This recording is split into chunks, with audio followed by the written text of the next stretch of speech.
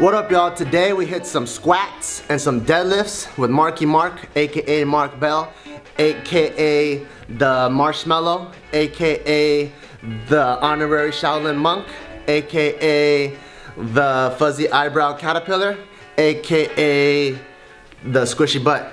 And we just did some heavy triples sitting on the squats, and then we did some heavy triples, not even heavy triples, we just did some moderate triples on the deadlift. During the squats, Mark Bell was nice enough to give me, Nadim, and Gio some pointers on the squats. And I think this is very important because although I coach people, it's always important to stay a beginner. There's always something that you can learn. I mean, obviously Mark Bell has accomplished so much, but there's always something that you can learn from someone else. Everyone has their own experiences, and as they face challenges and overcome them and overcome obstacles, when they share those things with you, you can apply those and make them then your own. And the more flexible and absorbent you are to information, the better that you're going to become.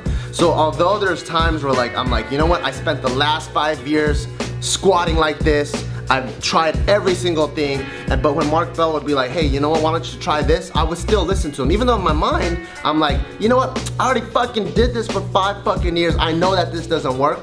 But people can always tell you something and kind of reopen something in your mind. And that happened with Nadim actually, because for Nadim, he's been squatting pretty low bar for his entire powerlifting career. He started a little bit higher, but he realized he gets the most push out of the hole when the bar is really, really low, and he was able to squat really heavy, 565 in sleeves with that. But Mark Bell was looking at his form, and he was like, hey, you know what, I actually think it's gonna be stronger for you and better for you if you roll the bar up a little bit, maybe to like a low mid bar area. And for Nadim, he was like, no, fuck no.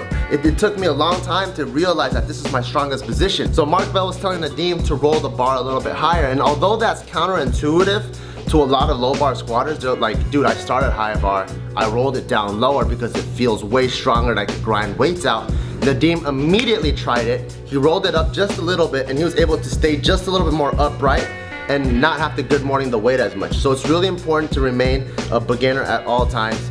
And he was able to help Gio hit a PR. She hit a rep PR of 17 for 3 because the ending plates were kilo plates, or they were a little bit off. And then he wasn't able to help me because I'm just hopeless and I was tired and my squats fucking suck ass. But he still taught me a few things where before I would watch the greats like Milenichev and Dan Green, and it was such an important point for me to keep my body completely upright while I was squatting. And before I would squat more in a slanted position, and now I'm trying to squat almost as straight up as possible.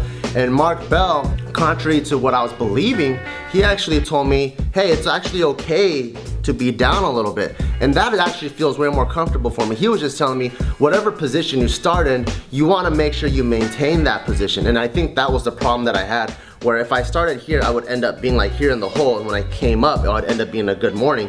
But then because I'm starting so upright, when I'm going down into the hole, I'm not able to put my lower back into the squat. So one thing that I forgot about, because I made it such a point to stay upright, was to also use my back in the squat. So I would pretty much squat like this and try to keep my back completely straight up and down, but then now I could only use all quads and not be able to bring my hamstrings and my glutes into it. So for him to tell me to bend over a little bit, and now when I go down, I'm able to use more of my glutes, my hamstrings, and my quads before I straighten out.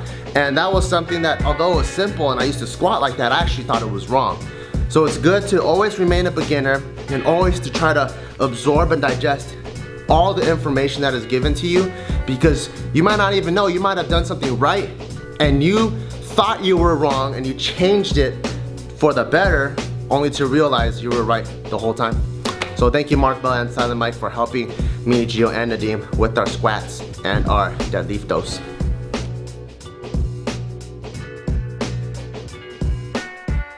I think it's important to have that 4th day in order to create more volume, and that way it helps with my recovery going into heavier lifts. But also, gaining size is going to be more calorie dependent anyway. So if you're eating a lot or if you're eating little, you're not going to be able to create much size. But having that 4th day and allowing more blood flow and focusing more on those accessory lifts